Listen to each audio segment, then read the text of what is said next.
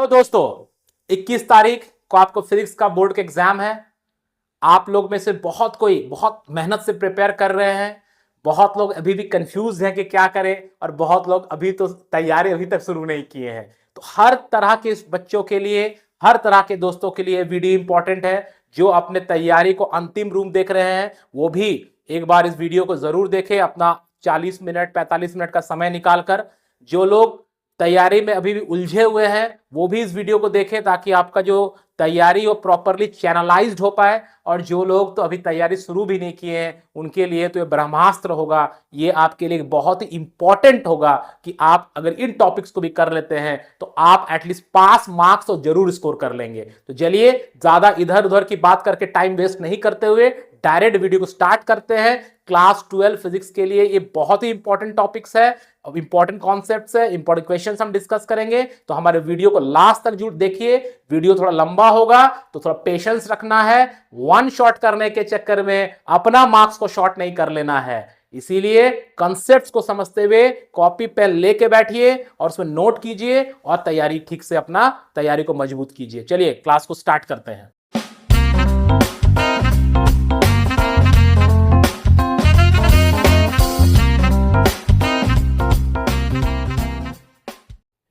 तो जो हमारा पहला टॉपिक है फिजिक्स का, आप जानते हैं पहला टॉपिक है इलेक्ट्रिक चार्जेस एंड फील्ड्स। तो इलेक्ट्रिक चार्जेस एंड फील्ड्स में हम लोग बहुत सारे टॉपिक्स हैं। हम लोग चुनिंदा टॉपिक्स पर अभी कॉन्सेंट्रेट करेंगे जहां से एक्सपेक्टेड क्वेश्चंस रहेगा। ठीक है, क्वेश्चंस ही बताएंगे किस टाइप का क्वेश्चंस आएगा। इलेक्ट्रिक चार्जेस एंड फील्ड्स,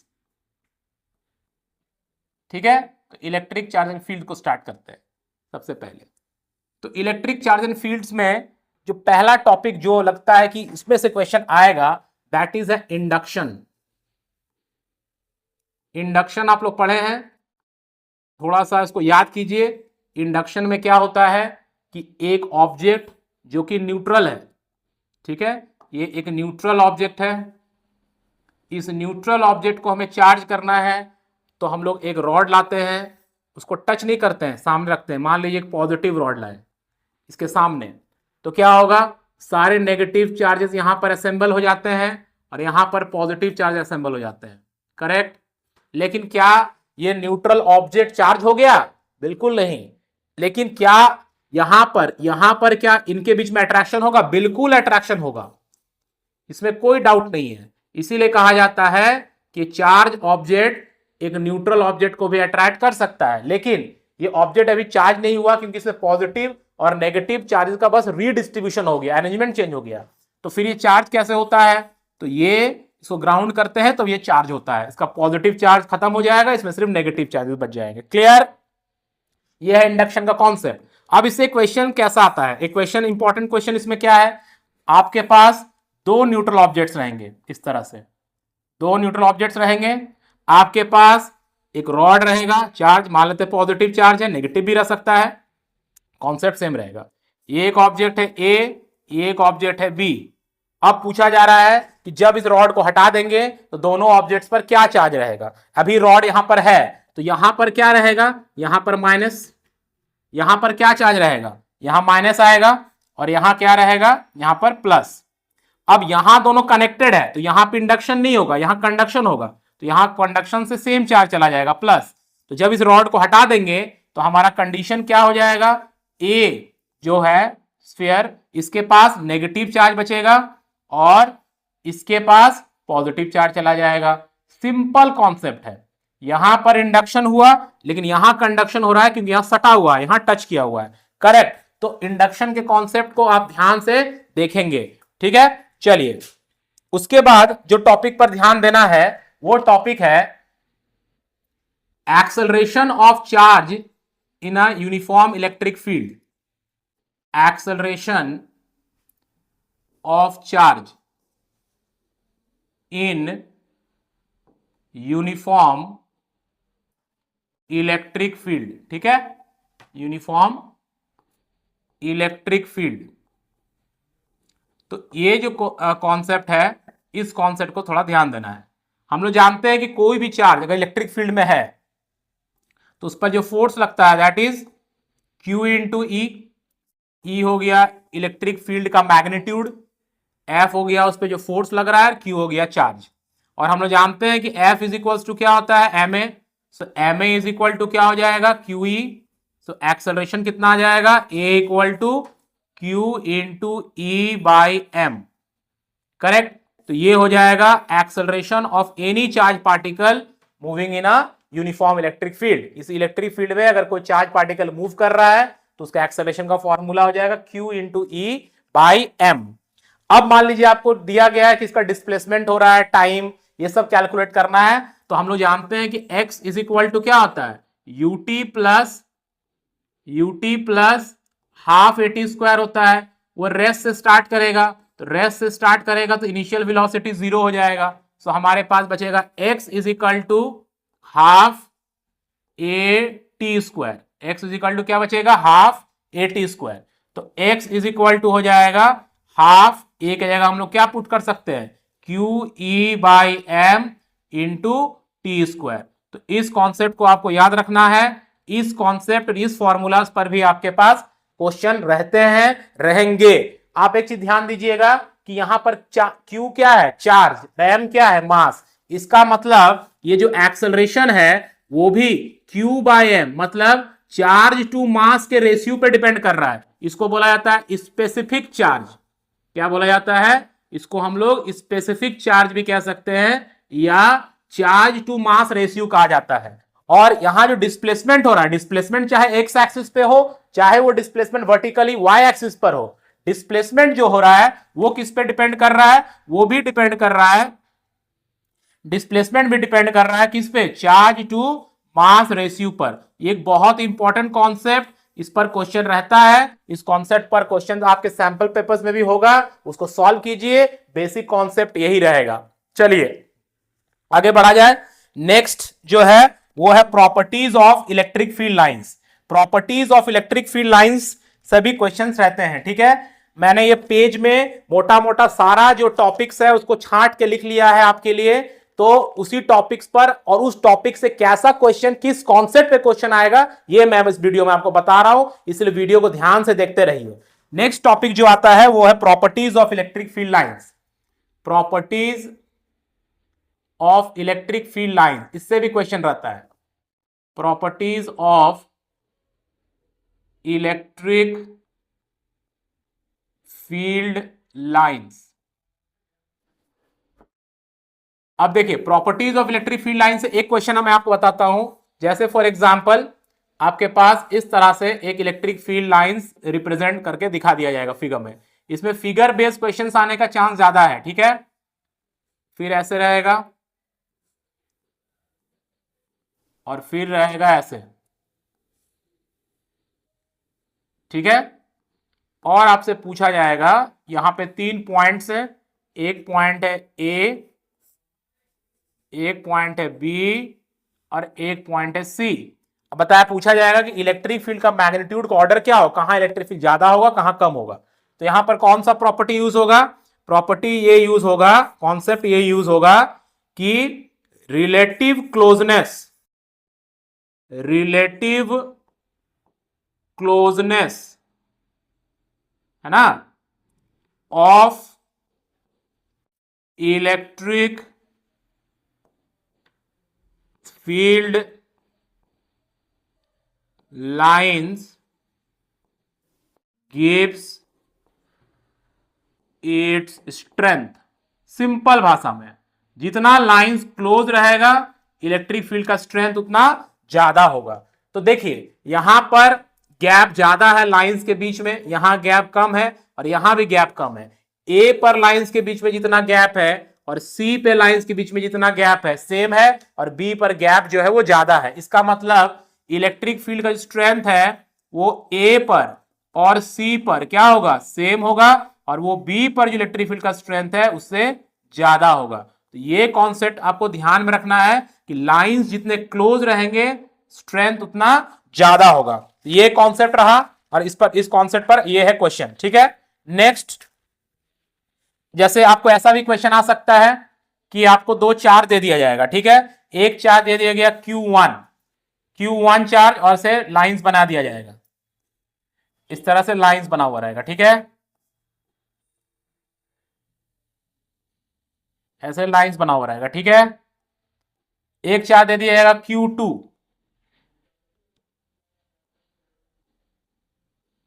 उसमें भी इस तरह लाइंस बना हुआ रहेगा।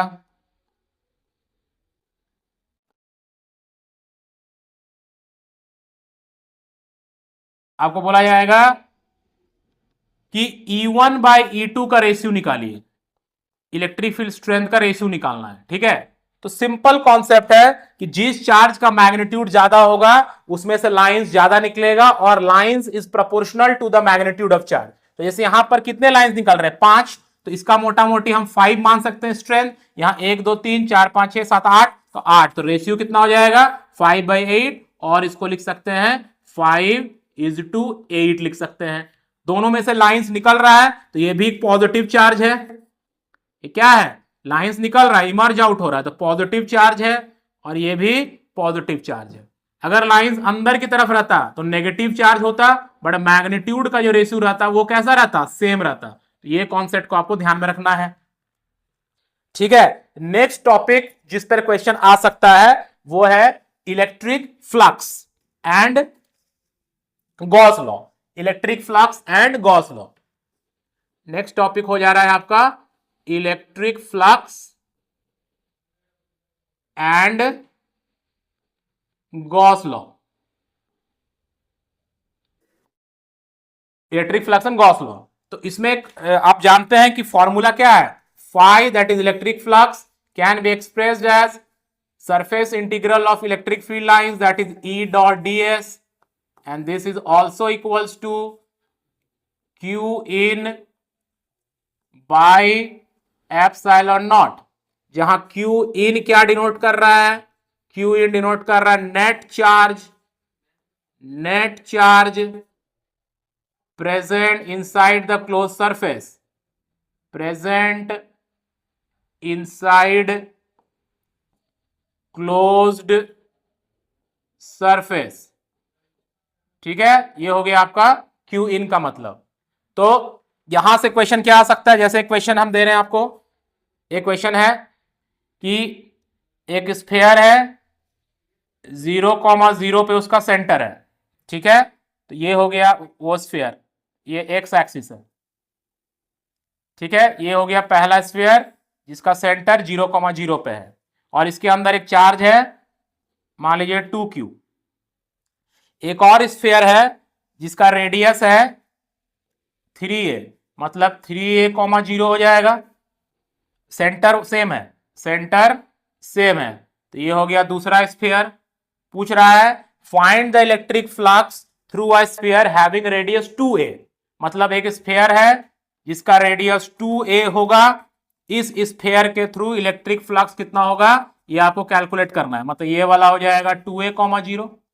तो हम लोग जानते हैं गॉस थ्योरम से कि जिसके थ्रू हमें निकालना है, ये डॉटेड स्फीयर के थ्रू हमें इलेक्ट्रिक फ्लक्स निकालना है, तो इलेक्ट्रिक फ्लक्स का फॉर्मूला क्या होता है, तो इलेक्ट्रिक फ्लक्स का फॉर्मूला होता है Q in divided by epsilon not. Q इन का मतलब हो गया उस स्फीयर के अंदर नेट चार्ज कितना है, तो ये जो डॉटेड स्फीयर लिए हैं उसके अंदर नेट चार्ज, मान लीजिए ये जो बड़ा स्फीयर है इसके अंदर बोला था कि चार्ज Q है, जो 3a रेडियस वाला स्फीयर है उसके अंदर चार्ज Q है, जो ये a,0 मतलब जिसका रेडियस a है उसके अंदर कितना चार्ज है 2Q है। तो हमें पूछ रहा है कि 2a रेडियस वाले स्फीयर के थ्रू फ्लक्स कितना होगा, तो 2a वाला जो स्फीयर है उसके अंदर तो ये वाला स्फीयर आ जा रहा है, इंक्लूड हो जा रहा है, कौन सा, जिसके अंदर 2Q चार्ज है, बट ये जो स्फीयर हो रहा है ये इस पर इसका वाला चार्ज तो इंक्लूड नहीं होगा ना, क्योंकि ये तो बाहर हो जा रहा है, ठीक है। तो हम लोगों को क्या करना है, हमें देखना है कि कौन से स्फीयर के थ्रू निकालना है, उसके अंदर कितना चार्ज आ रहा है। तो उसके अंदर कितना चार्ज आ रहा है, तो उसके अंदर 2Q चार्ज आ रहा है, तो ये हो जाएगा 2Q divided by epsilon not. बात समझ में आया, 2Q divided by epsilon not. जितना चार्ज आएगा वो चार्ज कंसिडर करना है। जैसे फॉर एग्जांपल मान लीजिए कि कोई भी एक सरफेस दे दिया, इसके अंदर 5Q चार्ज है और यहां पर -4Q चार्ज है, आपको बोल रहा है कि electric flux through this close surface, तो इसके अंदर कितना चार्ज है 5q, तो हमें लेना है 5q divided by epsilon not, ये हो जाएगा इलेक्ट्रिक फ्लक्स। या मान लीजिए कि ये एक स्फीयर है, ये एक स्फीयर है और ये एक स्फीयर है, ठीक है। मान लीजिए इसके अंदर q चार्ज है, इसके अंदर 2q चार्ज है, इसके अंदर 3q चार्ज है। अगर हमको इस बीच वाले स्फीयर के थ्रू निकालना है कि फ्लक्स कितना होगा, तो टोटल चार्ज के अंदर 3q आ जाएगा, so it will be 3q by epsilon not. बाहर वाले स्फीयर के थ्रू निकालना है तो 6q हो जाएगा, तो 6q बाय एप्सिलॉन नॉट। तो जिस क्लोज सरफेस को हम लोग कंसीडर करेंगे उसके अंदर कितना चार्ज आ रहा है ये कंसीडर करना है, ठीक है। तो ये हो गया इलेक्ट्रिक फ्लक्स निकालने का तरीका, ठीक है। गॉस लॉ का डेरिवेशंस भी है, उन डेरिवेशंस को भी आप एक बार देख लीजिएगा, लेकिन डेरिवेशन से ज्यादा कंसेप्चुअल क्वेश्चन इस टाइप का जो रहेगा उस पर फोकस करना है। उसके बाद हमें देखना है electric dipole and dipole moment, electric dipole and dipole moment. तो ये इलेक्ट्रिक डाइपोल और डाइपोल मोमेंट का बेसिक आइडिया आपको जान लेना है कि इलेक्ट्रिक डाइपोल क्या होता है। तो आप जानते हैं कि एक पॉजिटिव चार्ज रहता है +q और एक नेगेटिव चार्ज रहता है -q, और दोनों के बीच में जो डाइपोल लेंथ होता है that is 2a। So this arrangement is called electric dipole. Dipole moment क्या होता है, वेक्टर क्वांटिटी होता है, इसको हम लोग p से डिनोट करते हैं, और वो नेगेटिव चार्ज से पॉजिटिव चार्ज की तरफ डायरेक्टेड रहता है, और इसका मैग्नीट्यूड होता है q इंटू 2a। तो ये हो गया इलेक्ट्रिक डाइपोल मोमेंट, ठीक है। अब इसमें से जो कोई टॉपिक्स रह सकता है वो है कि अगर इसको हम यूनिफॉर्म इलेक्ट्रिक फील्ड में रख देंगे डाइपोल को तो इसका बिहेवियर कैसा होगा। तो मान लीजिए कि ये एक यूनिफॉर्म इलेक्ट्रिक फील्ड को रिप्रेजेंट किया जा रहा है, ठीक है, और इस यूनिफॉर्म इलेक्ट्रिक फील्ड में हम लोग एक डाइपोल को रख दे रहे हैं, ठीक है। डाइपोल को रख दिए तो एक एंड पे इसका +q चार्ज होता है, एक एंड पर -q चार्ज होता है। इलेक्ट्रिक फील्ड लाइंस हमेशा पॉजिटिव से नेगेटिव की तरफ जाता है, यह बेसिक आइडिया है। अब मान लीजिए कि यहाँ पे +q चार्ज है, यहाँ पे -q चार्ज है, और डाइपोल का लेंथ जो होता है वो 2a होता है। तो अब क्या होगा, ये प्लस को ये माइनस अपने तरफ पुल करेगा, इलेक्ट्रिक फील्ड का माइनस, और कितना फोर्स लगाएगा हम लोग जानते हैं, अगर यूनिफॉर्म इलेक्ट्रिक फील्ड है तो फोर्स का फॉर्मूला हो जाएगा q इंटू ई। अब इस पे कितना इलेक्ट्रिक फील्ड फोर्स लगाएगा, इस पे भी q इंटू ई लगाएगा, और डायरेक्शन जस्ट रिवर्स हो जाएगा।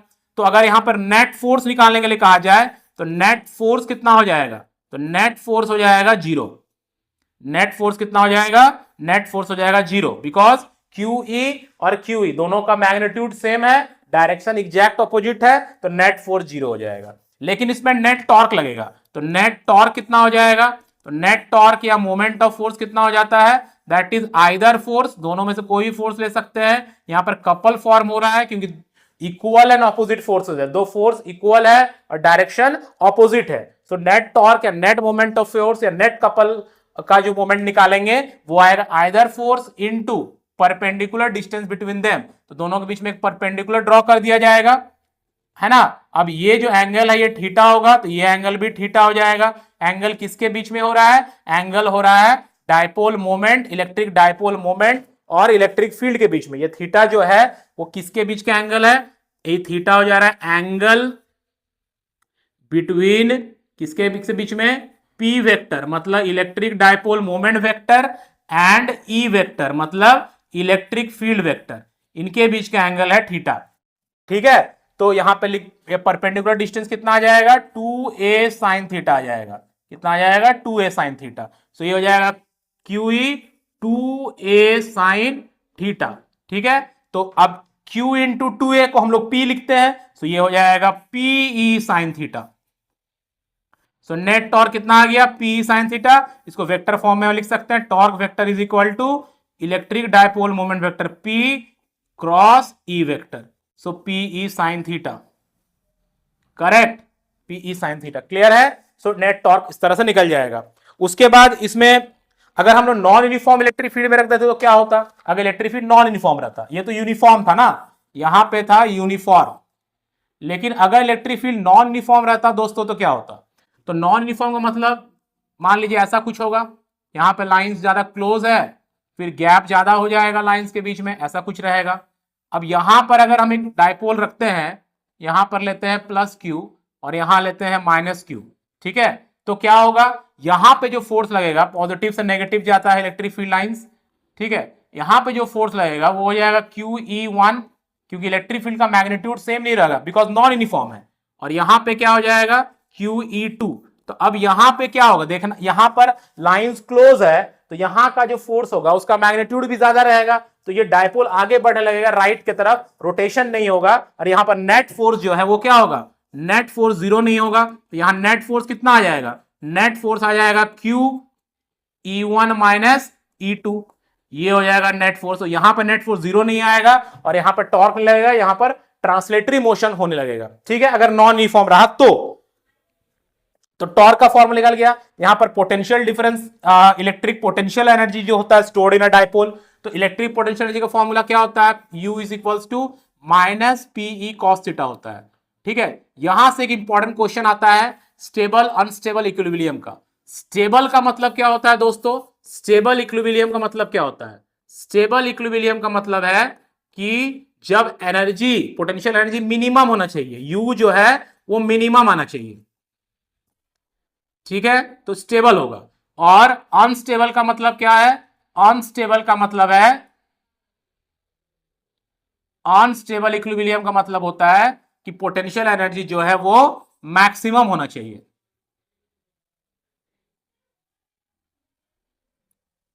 ठीक है, मैक्सिमम होना चाहिए। तो अब देखो ये फॉर्मूला है, अब थीटा का वैल्यू अगर हम लोग 0 डिग्री लेते हैं, तो थीटा का वैल्यू अगर हम लोग 0 डिग्री लेते हैं तो यू कितना आ जाएगा, माइनस PE आ जाएगा, बिकॉज cos 0 1 होता है, this is the minimum value. So stable equilibrium के लिए हमारा थीटा कितना होना चाहिए, थीटा 0 डिग्री होना चाहिए। और अगर हम लोग थीटा को 180 डिग्री लेते हैं, थीटा को अगर 180 डिग्री लेते हैं तब क्या होगा, तो U is equal to positive P आ जाएगा, बिकॉज cos 180 का वैल्यू -1 होता है, this is the maximum value. तो अनस्टेबल के लिए थीटा हमारा कितना होना चाहिए, 180 होना चाहिए। ये ध्यान रखना है, इसमें से भी क्वेश्चंस रहता है, MCQ में भी रहता है, न्यूमेरिकल भी रहता है, ध्यान देना है, ठीक है। चलिए फिर आगे बढ़ते हैं नेक्स्ट टॉपिक्स की तरफ।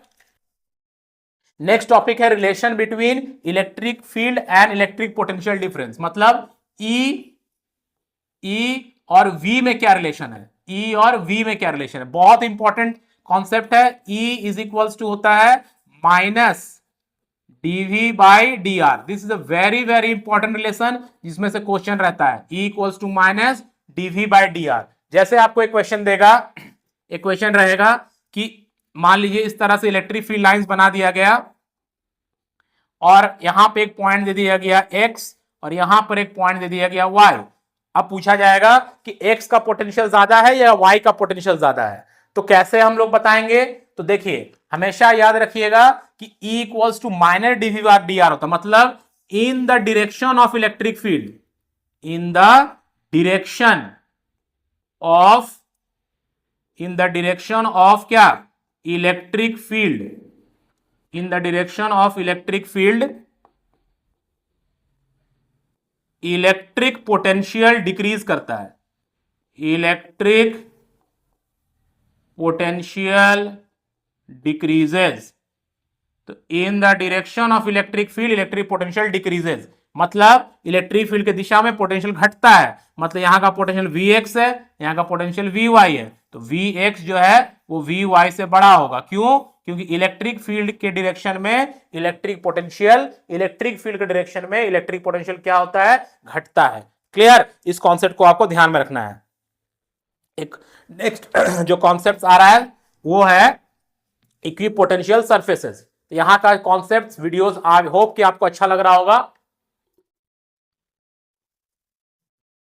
और आपको लग भी रहा होगा अरे ऐसा क्वेश्चन तो हम लोग देख भी रहे हैं, ऐसा क्वेश्चन तो आता भी है। तो कॉन्सेप्ट को क्लियर रखिए, ऐसा क्वेश्चन इजीली आप अटेम्प्ट कर सकते हैं और इजीली आप सॉल्व कर सकते हैं, ठीक है। एक और इंपॉर्टेंट जो कॉन्सेप्ट है वो है इक्विपोटेंशियल सरफेस। टॉपिक का नाम है इक्विपोटेंशियल सरफेस, इक्विपोटेंशियल सरफेस, ठीक है। इस टॉपिक से भी क्वेश्चन रहता है, कैसा क्वेश्चन रहेगा वो हम बता रहे हैं आपको। जैसे क्वेश्चन रहता है कि एक स्फेरिकल शेल है, जैसे ही शेल, ये सब वर्ड सुनिएगा, या कंडक्टिंग स्फीयर है, कंडक्टर है, तो उसमें एक चीज ध्यान देना है कि शेल या कंडक्टर बोलेगा तो चार्ज जो है वो हमेशा सरफेस पे रहेगा, बॉडी के अंदर कोई चार्ज नहीं रहेगा, सरफेस पे आ गया। अब मान लीजिए यहां पे इसका सेंटर है, ठीक है, पूछ रहा है यहां एक पॉइंट है एक्स और यहां एक पॉइंट है वाई, ठीक है, तो पोटेंशियल इस पूरे स्फीयर का पोटेंशियल 5 वोल्ट है, ठीक है, इस स्फीयर का पोटेंशियल 5 वोल्ट है। आपसे पूछ रहा है एक्स का पोटेंशियल और वाई का पोटेंशियल क्या होगा।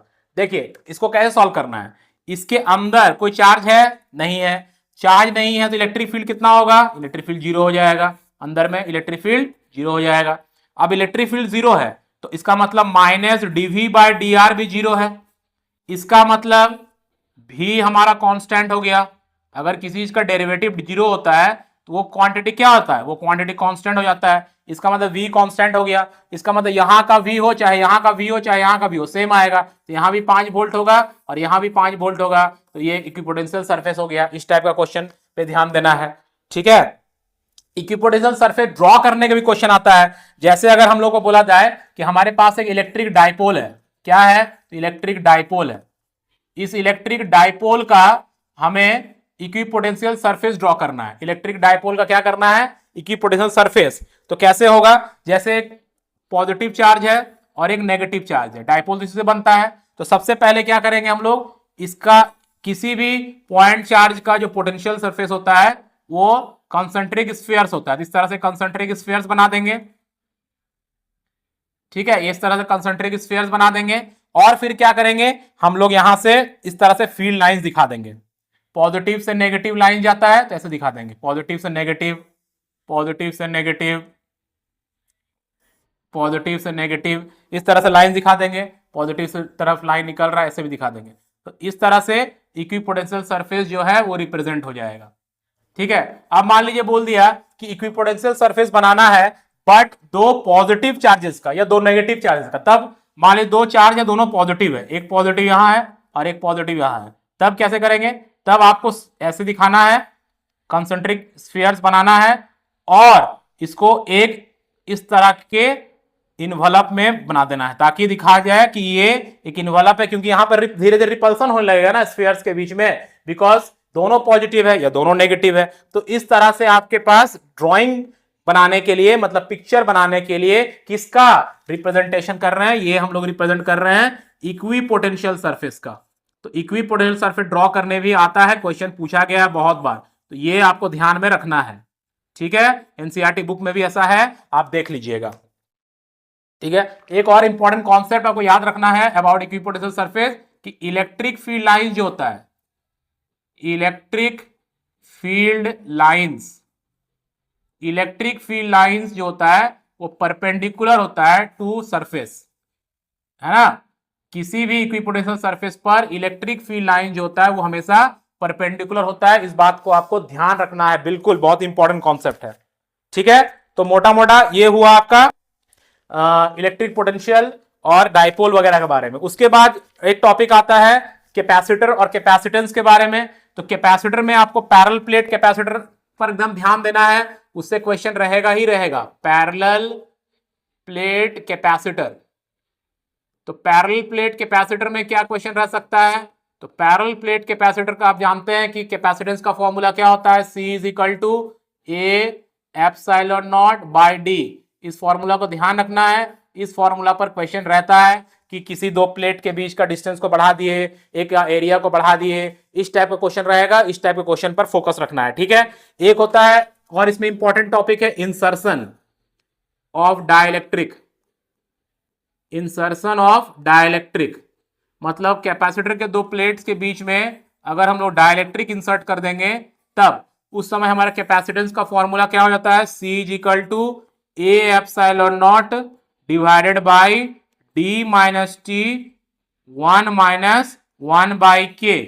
इस पर भी क्वेश्चन रहता है कि एक प्लेट है इतना थिकनेस का है, डाल दिए तो क्या हो जाए, कैपेसिटेंस क्या इंक्रीज करेगा क्या डिक्रीज करेगा, मतलब इसमें से पूछा जाएगा आपको कि कैपेसिटेंस का क्या होगा, तो capacitance in any how increase करेगा, इस पे ज्यादा सोचना नहीं है, ठीक है। इलेक्ट्रिक फील्ड का क्या होगा, इलेक्ट्रिक फील्ड का क्या होगा, potential difference between the plates का क्या होगा, एनर्जी का क्या होगा, चार्ज का क्या होगा, ये सब टॉपिक को पढ़ लेना है, इंपॉर्टेंट है, ठीक है। इंसर्शन ऑफ डाइलेक्ट्रिक, न्यूमेरिकल भी आ सकता है, जैसे मान लीजिए सर्किट डायग्राम्स वगैरह का क्वेश्चन आ सकता है। जैसे आपको एक सर्किट दे दिया जाए इस तरह से, है ना, सीरीज पैरेलल कॉम्बिनेशन का, और पूछा जाएगा इसको बैटरी से जोड़ देते हैं, पूछा जाएगा कि हर एक कैपेसिटर में कितना चार्ज स्टोर होगा, या हर एक कैपेसिटर के अक्रॉस का पोटेंशियल डिफरेंस कितना होगा। देखिए, एक वीडियो में सारा कुछ डिस्कस करना प्रैक्टिकली संभव नहीं है, आप भी समझ रहे हैं, बट आपको हम टॉपिक्स बता दे रहे हैं और उन टॉपिक से रिलेटेड कैसा क्वेश्चन आ सकता है ये बता दे रहे हैं। इसको आप फोकस कीजिए और क्वेश्चंस को सॉल्व कीजिए अपने से, अल्टीमेटली आपका टॉपिक क्लियर हो जाएगा और एग्जाम 100% आपका अच्छा जाएगा, ठीक है। तो मोटा मोटा इलेक्ट्रोस्टैटिक्स में अगर आप इतना करते हैं, मतलब इलेक्ट्रिक चार्ज एंड फील्ड्स और पोटेंशियल डिफरेंस में इतना करते हैं, तो आपका ये कवर अप हो जाएगा। उसके बाद नेक्स्ट जो चैप्टर आता है वो है करंट इलेक्ट्रिसिटी, है ना। तो करंट इलेक्ट्रिसिटी में क्या है टॉपिक जिस पर हम लोग को ध्यान देना है, करंट इलेक्ट्रिसिटी। तो करंट इलेक्ट्रिसिटी पे जो टॉपिक्स पे ध्यान देना है वो है ड्रिफ्ट स्पीड। ड्रिफ्ट स्पीड का फॉर्मूला आपको एकदम दिमाग में बैठा लेना है। ड्रिफ्ट स्पीड से क्वेश्चन रहता ही रहता है। तो ड्रिफ्ट स्पीड में दो चीज याद रखना है, v d is equal to E into E by m into tau, ये वाला रिलेशन याद रखना है। और दूसरा रिलेशन है v d equal to current के साथ आई बाई एन ई ए। तो इसमें जो क्वेश्चन रहता है कि किस किस फैक्टर्स पे ड्रिफ्ट वेलोसिटी डिपेंड करता है, इस फैक्टर को चेंज कर देने से ड्रिफ्ट वेलोसिटी इंक्रीज होगा या डिक्रीज होगा, इस टाइप का क्वेश्चन आपके सैंपल पेपर्स में होगा, उसको सॉल्व कीजिए, एकदम 100% ड्रिफ्ट स्पीड से क्वेश्चन रहेगा, ठीक है। नेक्स्ट जो क्वेश्चन रह सकता है वो है कॉम्बिनेशन ऑफ रजिस्टर से, ठीक है। तो कॉम्बिनेशन ऑफ रजिस्टर से क्वेश्चन का चांस थोड़ा कम है, बट आप फिर भी देख लीजिएगा, सीरीज पैरेलल जो रहता है कॉम्बिनेशन ऑफ रजिस्टर्स आप देख सकते हैं, ठीक है। कॉम्बिनेशन ऑफ रजिस्टर्स को देख लीजिएगा, मतलब सीरीज पैरेलल को एक बार पढ़ लीजिएगा, बट इसमें चांस थोड़ा कम है क्वेश्चन का। किरचॉफ्स लॉ से क्वेश्चन रहेगा, ये 100% सही है।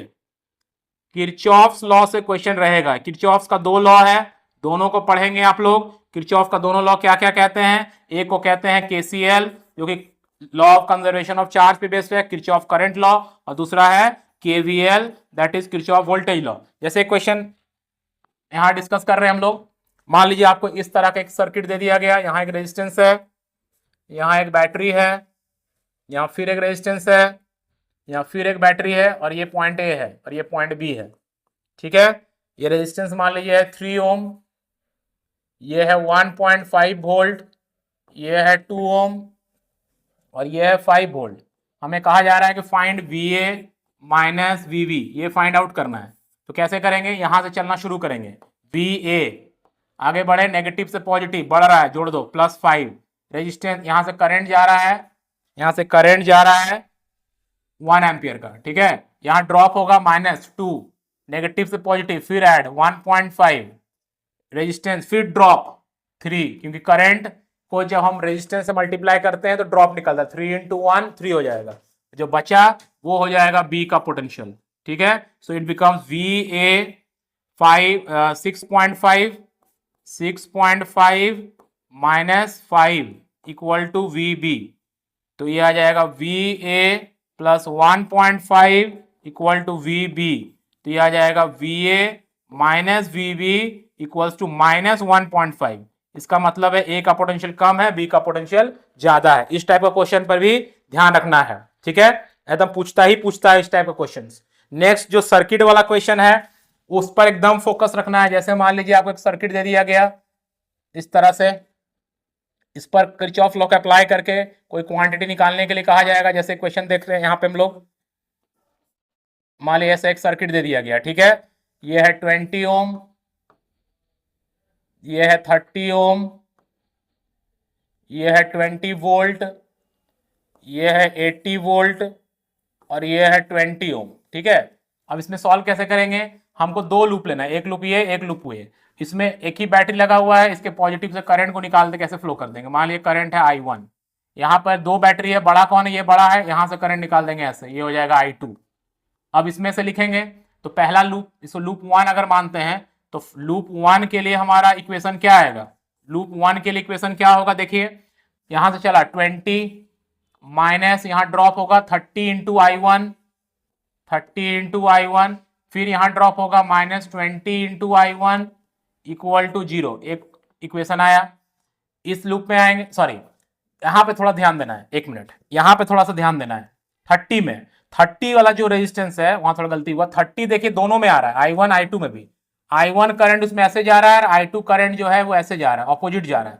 तो यहाँ आ जाएगा 30 I1 माइनस I2, क्योंकि दोनों जा रहा है ऑपोजिट डायरेक्शन में। -20 I1 इक्वल टू 0, ये होगा इक्वेशन नंबर 1। ठीक है, लूप 2 में क्या इक्वेशन लिखिएगा, लूप 2 में क्या इक्वेशन होगा, लूप 2 का 80 माइनस फिर 30 आ गया। अब यहां पे इस लूप को ले रहे हैं, इस लूप को पॉजिटिव मानेंगे, मतलब I2 को पॉजिटिव मानेंगे, तो हो जाएगा I2 माइनस I1। ठीक है, पहले इस लूप को लिए थे तो I1 को पॉजिटिव लिए थे, फिर आ जाएगा 20 I2 इक्वल टू 0, तो ये हो जाएगा इक्वेशन 2। फिर दोनों को सॉल्व करेंगे, जिस क्वांटिटी को निकालने के लिए कहा जाएगा निकालेंगे।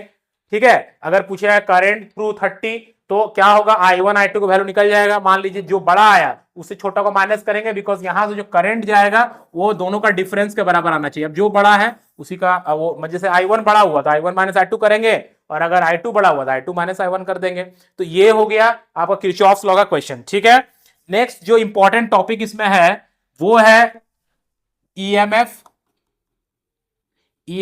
Terminal voltage, internal resistance. इससे क्वेश्चन रहता है। तो रिलेशन क्या है, E इक्वल टू क्या लिखते हैं हम लोग, ऐसे लिख सकते हैं, V इक्वल्स टू क्या लिख सकते हैं, V equals to E minus I R. ऐसे कि हालांकि ये डिस्चार्जिंग के केस में होता है, डिस्चार्जिंग का ही क्वेश्चन ज्यादा रहता है। खैर ये अगर चार्जिंग रहता, बैटरी अगर चार्ज हो रहा है, ये बैटरी खुद सोर्स कैसे काम कर रहा है, डिस्चार्जिंग के समय ये इक्वेशन यूज करते हैं। चार्जिंग के समय V इक्वल टू क्या हो जाता है, E प्लस आई आर हो जाता है ना।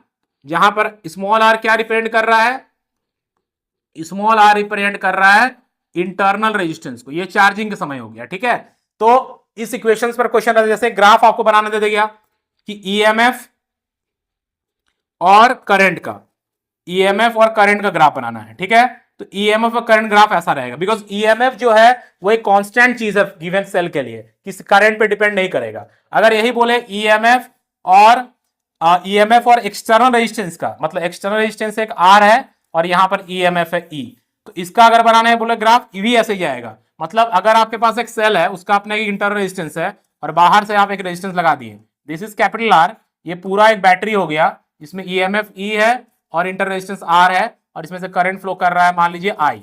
तो ईएमएफ एक्सटर्नल रेजिस्टेंस पे भी डिपेंड नहीं करता है। लेकिन अगर टर्मिनल वोल्टेज V और आई का ग्राफ बनाने के लिए कहा जाए तो तब हमें ये इक्वेशन यूज करना होगा, V is equal to E minus I R. जैसे जैसे करंट बढ़ेगा, ईएमएफ तो कांस्टेंट है, जैसे जैसे करंट बढ़ेगा V का वैल्यू घटेगा, सो graph will be like this. अब इस ग्राफ से आपको बोला जा सकता है ईएमएफ कैलकुलेट करो, ये जो वैल्यू होगा ये हमें ईएमएफ का वैल्यू देगा।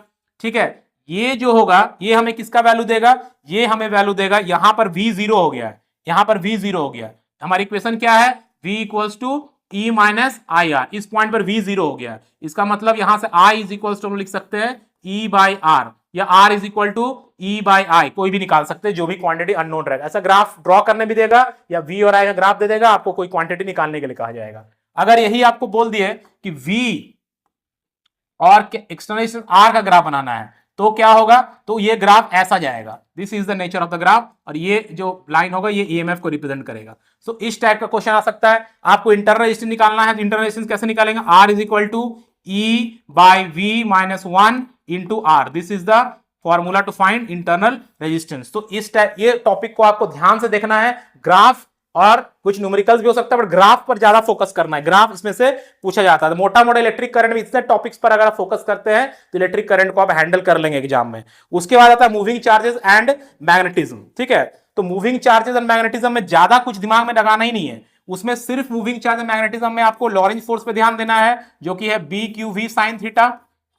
Right, this is the Lorentz force B q v sine theta, इसको फोकस करना है। इसका वेक्टर फॉर्म में हम लोग कैसे लिखते हैं, F vector is equal to q V cross B, अगर ये पॉजिटिव चार्ज है, और अगर ये नेगेटिव चार्ज के लिए लिख रहे हैं तो F वेक्टर फॉर्म में कैसे लिखेंगे, F is equal to minus q V cross B. ठीक है, इस पे आपको फोकस रखना है। इसमें देखना क्या है, देखना यह है कि फोर्स मैक्सिमम कब होगा, जब हमारा थीटा का वैल्यू 90 डिग्री होगा, और जीरो फोर्स कब लगेगा, जब थीटा 0 डिग्री होगा। अब ये थीटा किसके किसके बीच का एंगल है, थीटा यहां पर मैग्नेटिक फील्ड वेक्टर और वेलोसिटी वेक्टर के बीच का एंगल है। ठीक है, ये ध्यान देना है। चार्ज किधर जा रहा है, अगर वो मैग्नेटिक फील्ड के परपेंडिकुलर जा रहा है तो मैक्सिमम फोर्स लगेगा, पैरेलल या एंटी पैरेलल जा रहा है तो जीरो फोर्स लगेगा, कोई फोर्स नहीं लगेगा। ठीक है, और एक है कि अगर मैग्नेटिक फील्ड क्रॉस का मतलब क्या होता है, मैग्नेटिक फील्ड अंदर की तरफ है ना, और चार्ज पार्टिकल को इसके परपेंडिकुलर फेंक दिए तो एक सर्कुलर पाथ में घूमेगा, और वो सर्कुलर पाथ का रेडियस वगैरह सारा निकालना होगा, वेलोसिटी वगैरह निकालना होगा। तो इसके लिए फॉर्मूला क्या होता है, सिंपल याद रखना है, mv²/r that is centripetal force जो है उसको bqv के इक्वल कर देना है। अब बोलिएगा साइन थीटा क्यों नहीं ले रहे हैं, बिकॉज ऑलरेडी मैग्नेटिक फील्ड जो है वेलोसिटी का परपेंडिकुलर है, तभी सर्कुलर पाथ में घूमेगा, तो v कट जाएगा, यहां से r निकाल लीजिए, यहां से r कितना आ जाएगा, r आ जाएगा mv/bq, this is the radius, मतलब रेडियस डिपेंड करेगा मास और चार्ज पे। और इसमें क्या आ सकता है, इसमें काइनेटिक एनर्जी निकालने के लिए, टाइम पीरियड निकालने के लिए, ठीक है, टाइम पीरियड कितना हो जाएगा, 2πr/v हो जाएगा।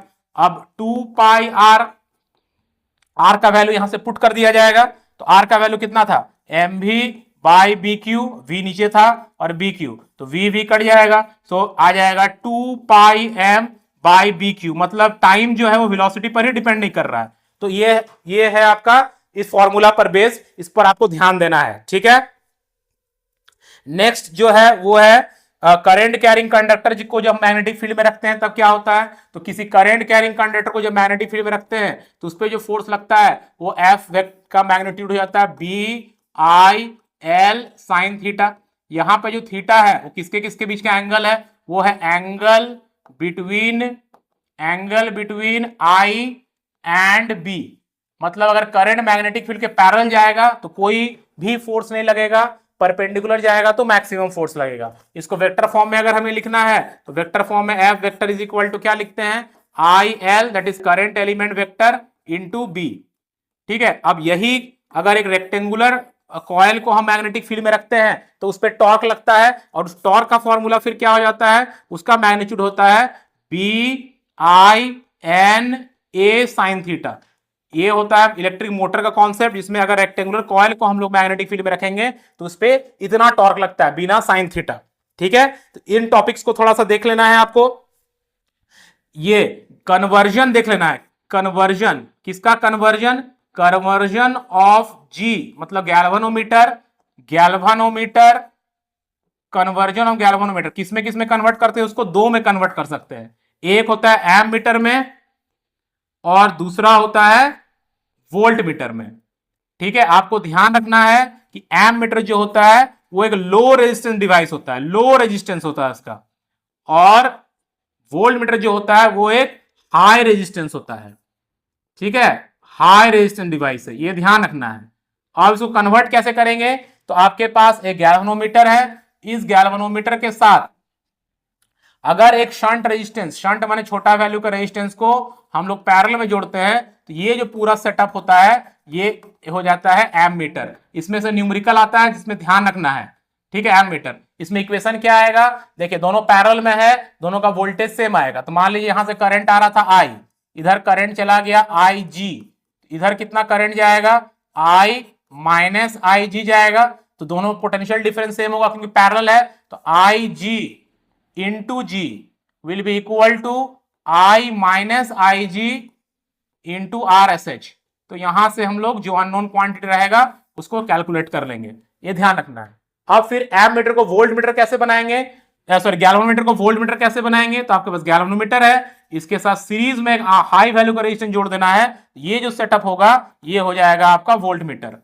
वोल्ट मीटर को सर्किट में पैरेलल कनेक्ट करते हैं, एम मीटर को हमेशा सीरीज में कनेक्ट करते हैं। ठीक है, इसमें क्या होगा, करंट जो जाएगा, current I that is equal to, इसका रेजिस्टेंस है RG, यहां तो वोल्ट मीटर है, वोल्टेज मेजर करेगा V, तो यहां का ड्रॉप कितना हो जाएगा, करंट है I, इसका रेजिस्टेंस है RG, तो I into RG plus I into RS, यहां से फिर जो अननोन निकालना रहेगा वो अननोन क्वांटिटी निकल जाएगा, V वोल्ट अगर हम लोग मेजर कर रहे हैं तो। ये हो गया टॉपिक। और मैग्नेटिज्म में जो टॉपिक है आपको बस एक ही टॉपिक पढ़ना है, वो है diamagnetic material, diamagnetic, paramagnetic and ferromagnetic. ये पढ़ लीजिए, क्वेश्चन आप आराम से हैंडल कर लीजिएगा। फेरोमैग्नेटिक, ठीक है, इसमें भी वो क्वेश्चन आता है आइडेंटिफाई करने वाला। क्या, जैसे एक मटेरियल दे देगा, उसमें से इस तरह से मैग्नेटिक फील्ड लाइन जा रहा होगा, तो ये बोले कौन सा मैग्नेटिक मटेरियल है, लाइन पार नहीं कर रहा है, सो इट इज डायमैग्नेटिक। ठीक है ना। अगर इस तरह का मटेरियल दे देगा एक स्पेसिमेन और बोलेगा कि ऐसे एक लाइन जा रहा है, एक आध लाइन जा रहा है, तो ये किस तरह का मटेरियल हो जाएगा, एक आध लाइन जा रहा है तो किस तरह का मटेरियल होगा, ये हो जाएगा पारामैग्नेटिक। पारामैग्नेटिक, और ज्यादा लाइंस पास कर रहा है तो वो हो जाएगा फेरोमैग्नेटिक। ज्यादा लाइंस पास कर रहा है तो वो हो जाएगा फेरोमैग्नेटिक। तो इस टाइप का क्वेश्चन होगा, आइडेंटिफाई करने देगा या डिफरेंस लिखने बोलेगा। इसका जो ससेप्टिबिलिटी होता है, मैग्नेटिक ससेप्टिबिलिटी, इसका मैग्नेटिक ससेप्टिबिलिटी नेगेटिव आता है, इसका मैग्नेटिक ससेप्टिबिलिटी थोड़ा पॉजिटिव होता है ना, और इसका ससेप्टिबिलिटी बहुत पॉजिटिव होता है। ठीक है ना। तो ये इस टाइप का क्वेश्चन देगा। परमेबिलिटी इसका क्या होता है, 1 plus chi m equal to mu r होता है। इसका नेगेटिव है, मतलब भी नेगेटिव आता है, इसमें थोड़ा 1 से थोड़ा ज्यादा होता है, इसमें परमेबिलिटी ज्यादा होता है। तो इस टाइप का डिफरेंसेस भी पूछ सकता है पैरामैग्नेटिक, फेरोमैग्नेटिक और डायमैग्नेटिक के बीच में। या आपको बोलेगा डायग्राम दे देगा, आइडेंटिफाई करने देगा, या बोलेगा एक मैग्नेटिक मटेरियल को जो पैरामैग्नेटिक है उसको मैग्नेटिक फील्ड में रखेंगे तो उसका बिहेवियर कैसा हो डायग्राम के थ्रू दिखाइए। इतने टॉपिक्स को आज आप कवर कर लीजिए, मैं 100% श्योर कह रहा हूं, मूविंग चार्ज मैग्नेटिज्म तक आपका क्लियर हो जाएगा, क्वेश्चन को आप 100% अटेम्प्ट कर पाएंगे। जो जो टॉपिक और जो जो कॉन्सेप्ट आपको अभी बताएं, उन टॉपिक्स को आप नोट किए होंगे, उस पर रिलेटेड जैसा क्वेश्चन बताएं उस टाइप के क्वेश्चन देखे होंगे। आपके सैंपल पेपर को उठाइए, कॉन्सेप्ट को क्लियर कीजिए और ऐसे क्वेश्चन को बनाइए, देखिएगा आपका एग्जाम बहुत अच्छा जाएगा। कल हम लोग नेक्स्ट वीडियो लेकर आएंगे जिसमें हम लोग फिर आपको electromagnetic induction, AC electromagnetic waves बताएंगे और ऑप्टिक्स बताएंगे। और फिर नेक्स्ट दिन जो होगा वो मतलब परसों जो होगा वो आपको बताएंगे मॉडर्न फिजिक्स। इतने भी आप कर लेते हैं तो मेरा मान के चलिए, विश्वास रखिए कि आप फेल नहीं करेंगे। आई होप कि इस वीडियो से आपको फायदा मिले और अब एग्जाम अच्छे से दें और आगे फिर लाइफ में मूव करें। मिलते हैं फिर कल नेक्स्ट वीडियो में, तब तक के लिए प्रिपरेशन को करते रहें कंटिन्यूटी के साथ। 2-3 दिन 4 दिन अगर मेहनत कर लेंगे तो आप फेल तो नहीं करेंगे, इतना मैं आपको एश्योर करता हूं। मिलते हैं नेक्स्ट वीडियो में, तब तक के लिए बाय।